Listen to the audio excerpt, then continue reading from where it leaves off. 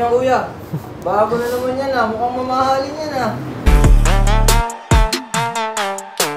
Di naman siya mamahalin. Nasa higher range siya ng budget fixed fuel bike na nirelease ni JLab. Ito ang JLab Graffiti V3. So kung tingin mo mong mamahalin, dahil inspired siya, di siya copy, na-inspire lang sila. Inspired siya doon sa bike ng Factor Ostrovam, yung kay limited edition ni Juke. Kaya may Juke na nakalagay, yan. Juke, Ekud Juke. So, na-Isko Moreno rin pala si Juke, Ekud Juke, binaligtad. Okay? So, isa-isayin natin siya. Ang maganda rin pala dito, sa lahat ng dinabas ni JLab na budget fixed fuel bike, ito lang ang budget fixed fuel bike na nakatuloy, na hindi naka-side stand. Thank you. Thank you, JLab. Nakinig ka, walang side stand. Yan, pixie kahit paano. Wala siyang signature side stand. At di na rin siya naka-signature double Allen bolt na seat clamp. Yun nga lang, na-quick release. Sayang. Uy! Ala, tuloy mo lang. Edit ko na lang yan.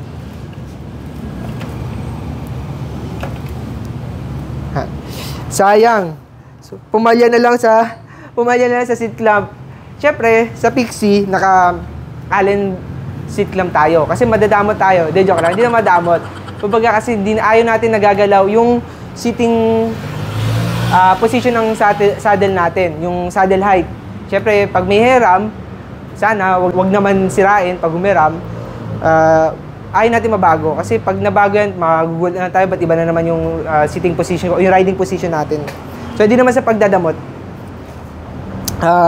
Sana naka-single seat clamp na lang siya. Okay, simulan na natin. So, dito, sa drop bar, naka-palm rest din siya, 40mm. Same siya nung kay JLab Supreme, last na ginawa natin ng bike check video. Kaso nga lang, minadali natin kasi paubos na kagad at last one na yun, minadali na lang natin. Kaya sorry sa viewers. Pero yan, medyo mabagala ko para dito. Napaka-pogi nito. Same din sa fork. Steel fork pa rin siya. Steel aero fork. Yan, parang sa JLab Supreme. Maganda yung pagkakano niya sa steel. Ganda ng pagkagawa sa fork niya kahit steel siya.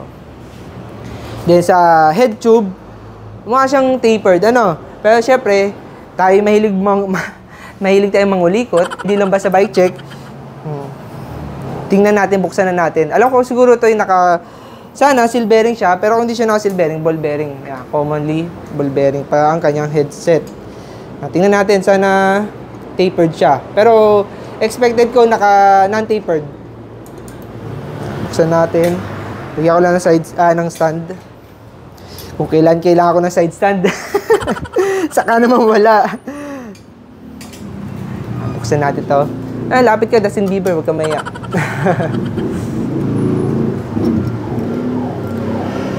Pakita natin sa viewers kung anong laman nito. Para di na sila nagwa-wonder kung ano bang head tube nito, headset nitong Graffiti V3.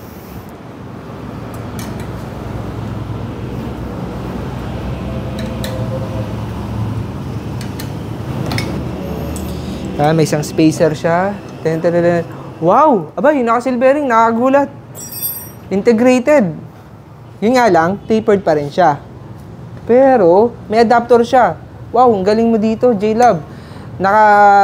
May adapter siya for, kahit non-tapered steer tube siya, may adapter siya na para dito sa tapered silvering. Ayan, siguro, wala. Mga to, 54 or maliit pa katulad sa mga road bike 54mm kailangan naka-silvering na pala to. Bah, good job JLab. So sulit to sa Graffiti V3 sa price range nya. Kung sa inyo mag-avail na kayo, pumunta na kayo sa Golden Cyclery Enterprise, ba magkaubusan ulit tulad ng JLab Supreme. So balik na natin. Napakasulit pala nito. Integrated yung kanyang head tube. So wala siyang kopa. Siya yung nakahulma na talaga siya na may lalagyan mo na ng seal bearing. Di na kailangan lagyan ng kopa. Pops, nakalimutan ko yung spacer niya. Okay. So napakita na natin sa inyo ha. So huwag na kayo mag-wonder. Napakasulit nito. Limited edition din pala to. itong Graffiti V3. So, sa tingin ko, di na ulit magre-release ata sila J-Lab nito. Kaya kumuha na kayo bago pa tumaas pa ang pricing nito. Ganoon naman sa Pixie. Pag limited, nagtataas ang price. Okay. So, tapos na tayo sa fork, head tube, headset, drop bar, palm rest. Sa stem niya pala, alloy stem siya na 60mm. 60mm stem. Tapos, eto pala, hindi sila same ni J-Lab Supreme, na si J-Lab Supreme around 60 na, 60mm na. Oo, sagot ka. Natangay, ang iyakan, Justin Bieber ha. Wala ako, para tuloy akong may kausap na So, eto naman is around 40mm rims. So, sa hubs niya ay hindi siya Neko pero Feiyafu. Okay? Silvering siya ha. Tapos 24 holes. O, bilangin nga natin, baka mali ako, baka 20. 4, 8, 12, 16, 20, 24. Okay, 24 holes. So, kaya siya parang magaan pa rin yung wheelset niya para sa 24 holes. Ngayon, tapos na tayo dito. Dito naman sa seat post, 31.6 seat post. Quick release alloy pedals na rin pala siya. May free, maganda ulit, may free siya na mahangin. May free siya na pedal strap. Although manipis siya, mag-upgrade na lang kayo ng mga Godskid pedal strap yung makapal. Oh, sulit yun. Ngayon sa gear ratio niya, ano bang bilang natin dito nun last time? 48 18 gear ratio. So maganda siya pang beginner ha. So same din sa J-Lab Supreme. Olive chain. Pero hindi siya Shimano ha. Ang brand niya ay FSC. Hindi. Hindi ko makita. Sorry. Hindi ko makita. Baliktad. Tama. FSC chain. Okay na to sa budget na brand ng olive chain. So, eto, binaliktad na pala namin yung chain ring niya. Una kasi dito sa unahan. So, binaliktad namin. So, kita nyo, cross-chain pa rin siya. May space. Ang laki pa rin ang clearance niya, oh. Kasya pa isang daliri ko. Isang daliri. Or dalawa. Oh, kasya. So, recommended ko, gawin yung mga kinabitan namin 110 na bottom bracket, pero medyo malaki pa rin yung clearance niya. So, recommended ko ulit, 107. So, free wheel cag, around 16T. Tapos, meron pa rin siyang chain tensioner, budget chain tensioner. Okay? Sa tire niya, Chaoyang Tanwol 700 by 28C. Maganda siya. Kung mapapansin niyo yung frame niya, yung frame design niya, yan. Nandito yung seat stay niya. Katulad ng mga Cell Chaser, katulad ng mga Abenton, mga gagaron na gitong style. Tapos, yun nga lang dito, kita nyo, ni-reinforce nila dito. Kasi ang flat tong part na to, so baka maganda siya. Magaling yung pagkagawa nila J-Lab, talagang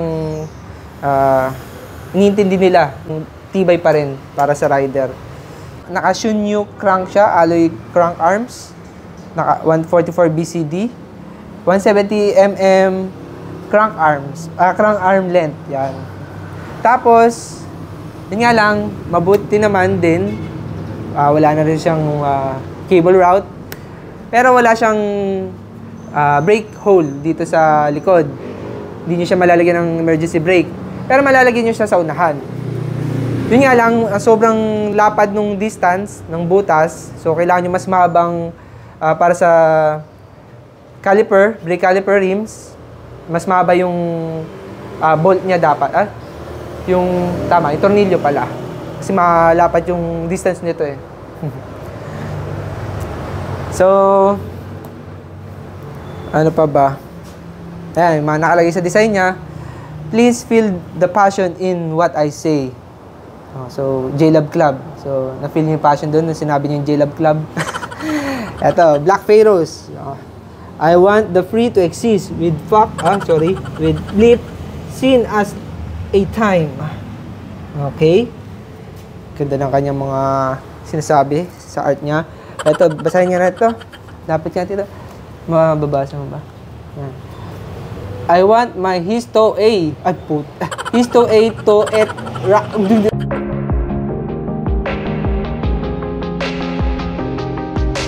So ito maaaring ni-release niyang color. Pink with purple with black fork. So ang ganda. Ito naman yung isa, pink with ano ba to? Light, parang light ano tawag dito? Cream po yan. Cream? Ayan. With cream and yellow fork. Tapos ito naman lighter gray na cream na ewan na may blue fork siya. Ayan. Sana blinak na rin niya yung mga fork. Ayan. Kasi bakit pa may blue, bakit may yellow, bakit may purple? Parang yung kanta. I could be brown, I could be blue, I could be violet sky, I could be hurtful, I could be purple, I could be anything you like. Yan. So, kung napaibig kayo dito sa JLab Graffiti V3, marirecommend ko sa price niya, sulit naman. Sulit talaga kasi nabigla ako dito sa YouTube.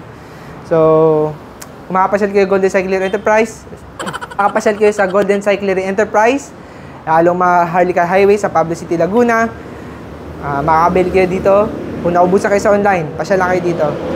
So, ano pa bang nami-miss out ko? Kung may tanong pa kayo, comment nyo lang sa comment section. Try ko sumagot sa aking makakaya, sa kaya na aking knowledge. Okay? Thank you mga quiz. Montage pala. Sige. Okay?